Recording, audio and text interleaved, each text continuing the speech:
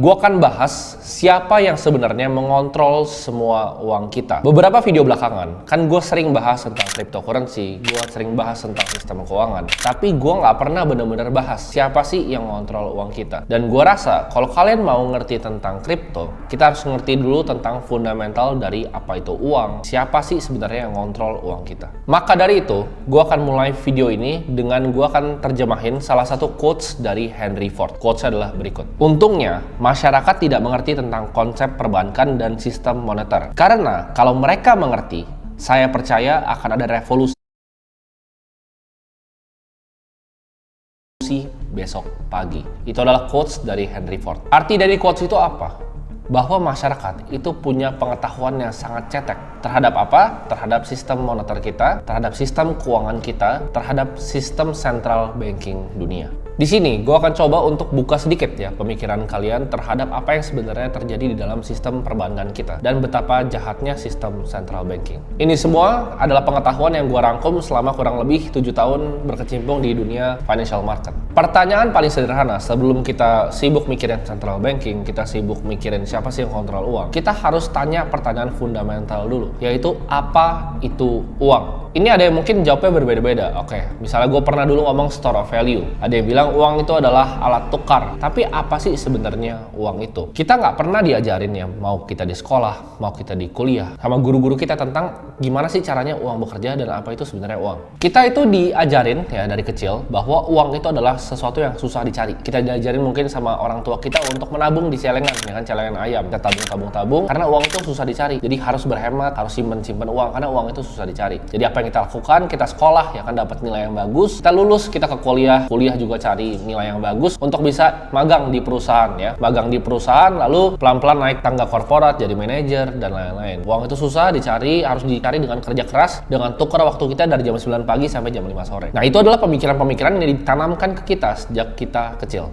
Nah, tapi di sini kalian bingung nggak sih? Katanya uang susah dicari. Tapi kenapa bank sentral tuh bisa print uang dari angin? Kalau misalnya kita ciptain uang ya, kita nge-print uang sendiri misalnya di rumah, itu kan dibilang pemalsuan uang dan kena pidana. Sedangkan itu hal yang dilakukan sama bank sentral, print uang tanpa basis underlying apapun. Jadi bingung kan kalian sebenarnya? Uang itu cara kerjanya bagaimana? Di sini gue akan kasih contoh ya, pakai dolar. Kenapa? Karena dolar itu adalah reserve currency-nya dunia. Uang kertas ya, kertas formatnya US dollar itu hanya 4-8% dari total semua uang yang beredar. Nah, kalian ada yang pernah mikir kayak gini nggak? Karena ini pemikiran yang gue sebenarnya punya dari kecil, tapi gue nggak pernah punya jawabannya. Uang itu kan di print ya. Kita kasih contoh pakai US dollar. US dollar itu kan di print karena kita tahu bahwa untuk ngeprint uang aja itu kan ada value-nya pasti. Ada butuh uang untuk ngeprint uang. Dari setiap 10 dolar note itu mereka harus keluarin uang senilai 3 sen. Jadi harga untuk print uang, karena uang cuma ada dua, antara dia formatnya kertas atau formatnya koin. Untuk yang kertas, tiap 10 dolar note di US itu butuh 3 sen. Jadi tiap keluar tuh ya, tiap ke print 10 dolar, mereka udah untung 9,97. Kalian banyak yang nggak tahu nih bahwa mereka aja cuan dari ngeprint uang. Kalian bayangin, mereka cuan 9,97 dari tiap ngecetak 10 dolar note. Nah, ini uangnya masuk kemana? Uangnya akan masuk ke dalam tax revenue pemerintah, namanya seigniorage. Kita tahu bahwa konsekuensi dalam ngeprint uang dalam jumlah yang banyak tentunya ada, yaitu inflasi. Dimana kalau misalnya harga apel itu udah setara sama misalnya 1 juta dolar, dolar itu udah nggak ada artinya. Nah, ini beberapa negara yang udah terjadi sebenarnya, seperti contohnya Argentina, Venezuela, dan kita lihat juga di Zimbabwe. Jadi uang itu di sana udah digambar-gambar, dibuang-buang di jalanan, orang pakai gotong-gotong pakai truk. Kenapa? Karena uang itu udah nggak ada artinya ketika udah terjadi namanya hyperinflation. Nah, sebenarnya uang itu adalah tolak ukur value. Anggap fiat itu seperti tolak ukur value yang terus tergerus dari inflasi. Di chart ini ya, kalian bisa lihat dari USD relative purchasing power. Jadi dia nilainya terus tergerus turun. Untuk bisa masuk lebih dalam lagi ke pertanyaan fundamental, yaitu apa itu uang, kita harus lihat uang seperti ini. Kan uang itu kita tahu bahwa itu adalah tolak ukur value ya. Tapi apa sebenarnya value itu sendiri? Jadi kayak misalnya kita balik ke zaman dulu, kita tinggal di sebelah sungai. Kita punya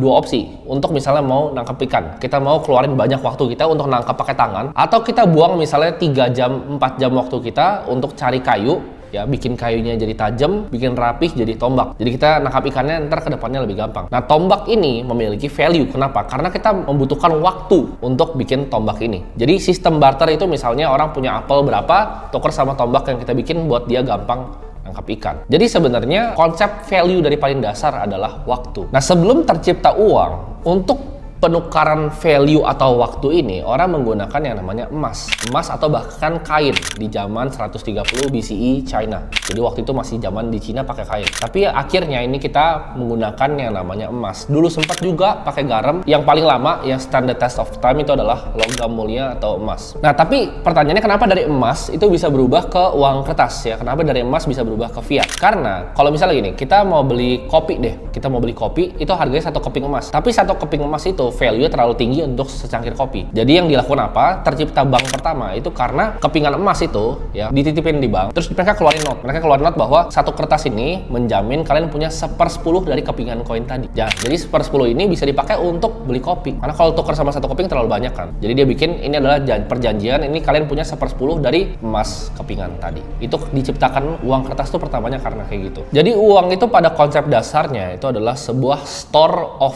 time. Contohnya apa? Kalau misalnya gini, kita mau beli makanan ya, kita mau beli makanan dari Gojek. Kita keluarin uang untuk bayar drivernya, kita keluarin uang untuk bayar makanannya. Makanannya kita bayar ke restoran yang itu mereka punya banyak chef di sana misalnya. Kita bayar ke drivernya untuk tukar waktu apa? Untuk kita nggak usah ngambil ke restorannya, jadi kita bayar driver Gojek. Waktu driver Gojek. Jadi yang kita bayar sebenarnya adalah waktu dan uang itu adalah store of time. Nah, kita kan udah dapat gambaran ya tentang apa itu uang sebenarnya. Tapi kita harus tahu siapa sebenarnya yang mengontrol semua uang ini. Ini dimulai sejarahnya tahun 1694, di mana Inggris itu perang selama 50 tahun berkelanjutan. Akibatnya apa dari perang selama 50 tahun ini? Ya tentunya habis ya, nggak punya uang lagi. Lalu para politisi bingung, mereka mau lakuin political campaign-nya kayak gimana? Uangnya udah nggak ada lagi. Nah, para politisi ini butuh uang untuk ya kebutuhan politik mereka. Tapi uangnya udah habis karena dipakai perang terus-terusan selama 50 tahun. Maka salah satu banker jenius bernama William Paterson itu kasih saran, gimana kita bikin sebuah entitas baru yang terpisah dari pemerintahan,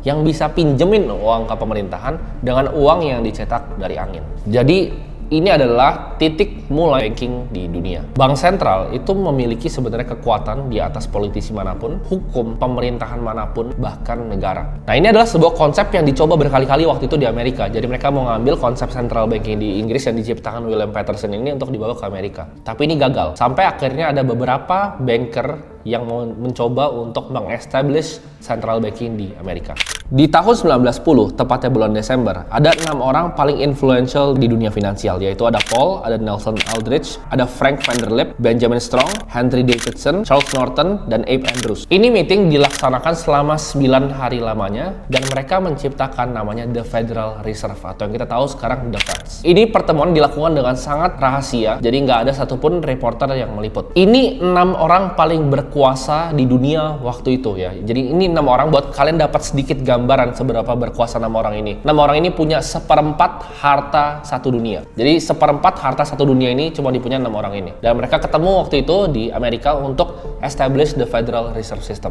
Nah, ini adalah kebohongan yang sebenarnya mereka bawa ya. Mereka bilang the Federal Reserve ini dibikin untuk menstabilkan ekonomi, untuk menjaga ekonomi dan lain-lainnya ke masyarakat. Tapi yang sebenarnya terjadi adalah apa? Kalau sampai Bill Federal Reserve ini tembus sama Kongres, yang bisa dilakukan sama mereka 6 orang ini adalah kemampuan untuk mencetak uang dari angin. Jadi ini sangat sebenarnya bahaya. Gak cuma mencetak uang dari angin, tapi meminjamkannya ke pemerintahan Amerika dengan mendapatkan bahkan bunga lagi. Ini sebuah sistem yang menurut gue pribadi itu bisa membuat ketidakstabilan sosial yang sangat tinggi, bisa bikin ekonomi itu dibikin roller coaster. Mereka bisa kapan maupun mereka mau, mereka merubah keputusan mereka untuk market itu turun, untuk market itu naik, untuk ngeprint uang. Jadi semuanya itu mereka yang kontrol dunia ini. Dimana kalau kita perhatiin setiap krisis orang miskin akan makin miskin dan orang kaya akan makin kaya. Ini akan membuat kesenjangan sosial yang tinggi di semua bagian dari dunia.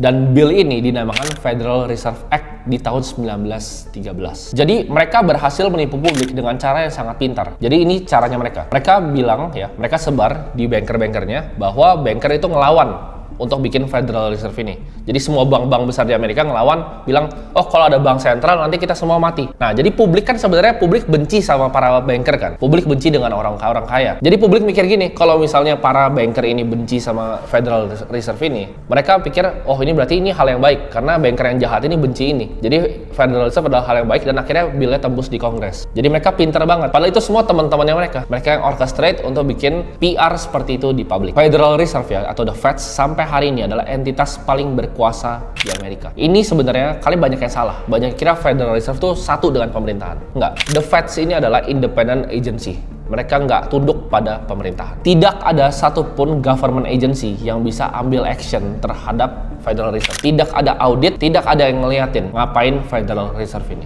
Mungkin kalian yang nonton video ini bingung, apa hubungannya sama gue? Ini kan di US, Federal Reserve Central Banking kan US dollar. Apa hubungannya? Ini adalah sistem yang dicontek sama semuanya bank sentral, ya. Contohnya apa? ECB Euro sistemnya Eropa, bahkan Bank Indonesianya Indonesia. Semuanya tuh contek sistem Federal Reserve ini, sama. Negara yang nggak punya bank sentral cuma 3, Iran, Kuba, dan Korea Utara. Semuanya itu punya. Jadi ini ngaruh ke kehidupan kalian. Nah, kita tahu sejak selesainya Perang Dunia Kedua, US dollar itu dinobatkan menjadi World Reserve Currency atau mata uangnya dunia. Jadi tentunya semuanya ada korelasinya, ya, US dollar ke the Fed dan the Fed ke semua central banking system yang ada di seluruh negara. Dan semua mata uang, lu mau ngomong rupiah, yen, mau ngomong apapun, itu semuanya di backing sama US dollar karena itu World Reserve Currency-nya. Nah, sejak Perang Dunia Kedua, kan USD itu dinobatkan sebagai World Reserve Currency. Diciptakanlah Bretton Woods System. Jadi artinya apa? Setiap US dollar itu ada emas yang nge-backing di belakangnya. Makanya pada zaman itu, kalian perhatiin, currency itu semua sangat stabil.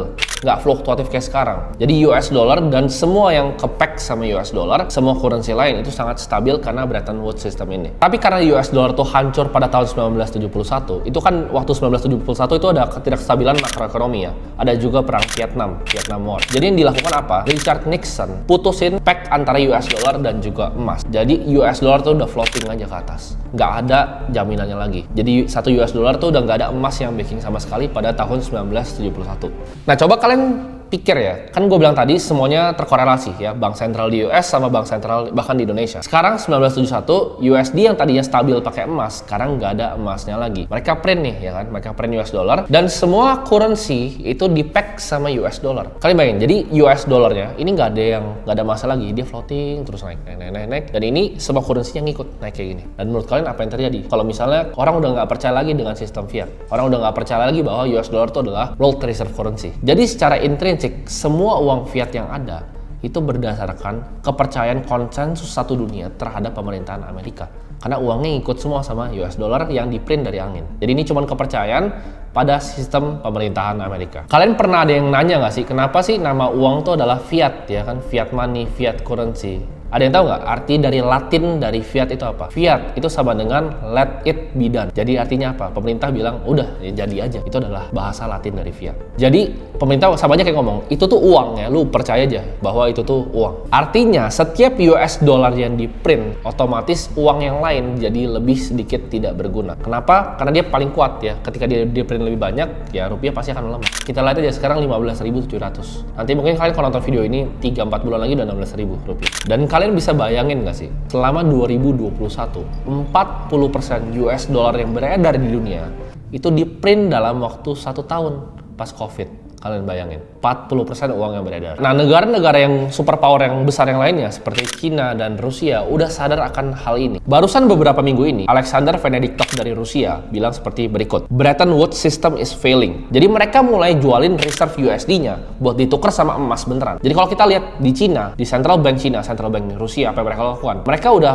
mulai nih. Jadi reserve currency USD mulai dibuang-buangin. Dan yang mereka lakukan apa? Mereka switching dengan emas. Nah, tapi kalau misalnya USD ataupun misalnya rupiah itu di back sama angin, apa yang bikin itu jadi exchange of value? Kita masih bisa transaksi, gue masih bisa gaji orang pakai rupiah. Basisnya adalah kepercayaan. Jadi ini semua tuh dalam konsensus semua masyarakat bisa dibodohi dan percaya bareng-bareng bahwa fiat itu ada value-nya. Karena begitu ini sadar, kayak Henry Ford tadi bilang, bakal ada revolusi besok pagi. Kalau mereka benar-benar tahu nih apa yang gue ngomongin di video ini, bakal ada revolusi besok pagi. Sebenarnya untuk bikin video kayak gini, gue jujur aja ini agak bahaya. Kenapa? Karena ini something yang para orang-orang berkuasa di atas tuh nggak mau kalian tahu, nggak mau kalian pinter, makanya nggak pernah diajarin di sekolah, nggak pernah diajarin di kuliah. Salah satu billionaire crypto, co-founder MakerDAO itu pernah nge-tweet kayak gini. Jadi jangan pakailah sistem mereka, jangan bayar pajak mereka, jangan ikutin sistem mereka dan lain-lain. Dia billionaire, super kaya orang Rusia. Apa yang kalian tahu? Dia meninggal. Meninggalnya di mana? Di depan rumahnya di pantai.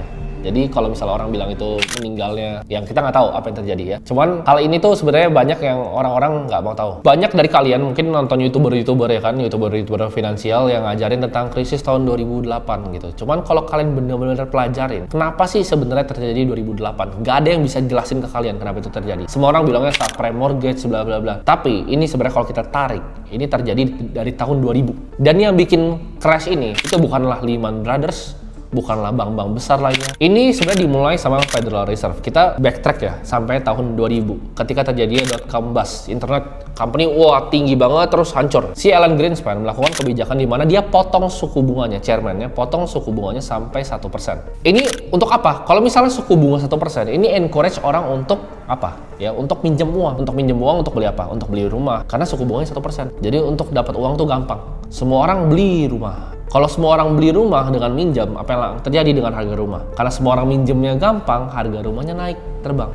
Simple kan? Itu simple logic. Bunga lebih murah, kita pinjam aja sama bank, kita beli rumah, terus rumahnya naik semua, ya kan? Tetangga kita beli rumah, naik juga harganya. Tetangga kita beli lagi, naik juga harganya. Jadi semua orang ngerasa ini ekonomi yang makmur, semuanya tambah kaya. Tapi tambah kaya dari apa? Dari uang yang dari angin sebenarnya. Jadi kalian bisa bayangin nggak sih? Itu yang terjadi dari 2008 itu karena cuma satu kebijakan tahun 2000. Ya dia motong suku bunga sampai 1%. Udah, habis itu hancur 2008 ya. Kalian bisa bayangin dia bisa ganti-ganti gitu. Suka-suka dia mau market dihancurin tahun 2008. Mau tahun 2020 Covid dihancurin, ya kan? Dihancurin dulu di awal tuh. Terus dia bilang, "Oke, kita quantitative easing," ya kan? Namanya keren. Quantitative easing itu kan sebenarnya nge-print duit. Kalau kita yang nge-print duit dibilangnya penipuan. Dia bisa print duit 40% dari uang yang beredar. Dimasukin di market tiba-tiba S&P terbang ya. Dari jadi V-shaped recovery. Mereka bisa manipulasi market seperti itu. Jadi kalian bayangin nggak betapa dunia ini dikontrol sama sebagian kecil orang. Maka dari itu, setelah terjadinya krisis tahun 2008, tahun 2009 muncul tuh white papernya Satoshi, peer-to-peer electronic cash system, yaitu Bitcoin. Ini adalah revolusi moneter yang mau coba dibawa sama Satoshi. Kenapa? Karena ini adalah sistem uang yang rely dari coding dan juga software, bukan sama Federal Reserve dan perbankan sentral. Jadi nggak pernah bisa diotak-atik, nggak pernah ada yang bisa atur, nggak ada yang bisa gocek-gocek gitu. Oh, ini naikin suku bunga segini segala macam. Tapi itu semua based on coding, matematika, dan juga fisika. Jadi kalau misalnya kalian mau ngerti tentang dunia kripto, kalian harus ngerti dulu tentang dunia uang ya. Mungkin ini gue nggak bisa bahas semuanya di satu video, tapi mungkin akan gue bikin series ya. Kalau misalnya video ini kalian suka, gue akan jelasin lebih dalam tentang cara Federal Reserve bekerja, cara uang bekerja. Tapi ini anggaplah video ini sebagai intro ke kalian punya pemikiran sendiri, punya ideologi sendiri. Jadi jangan cuma percaya dikasih tau, oh ini tuh uang, kalian percaya ini uang. Tentang cara Federal Reserve bekerja, cara uang bekerja. Tapi ini anggaplah video ini sebagai intro ke kalian punya pemikiran sendiri, punya ideologi sendiri. Jadi jangan cuma percaya dikasih tau, oh ini tuh uang, kalian percaya ini uang. Itu alasan kenapa gue believe in cryptocurrency. Karena gue nggak percaya bahwa uang itu sebenarnya value-nya seperti apa yang dibilang sama mereka. Dan kenapa gue percaya kepada Bitcoin? Karena ini adalah revolusi moneter yang sedang terjadi di depan mata kita sendiri. Itu adalah aset tercepat untuk mencapai $1 triliun market cap dalam waktu 1 dekade aja. Nah, gue bisa bener, tapi gue juga bisa salah, tapi this is a bet I'm willing to take.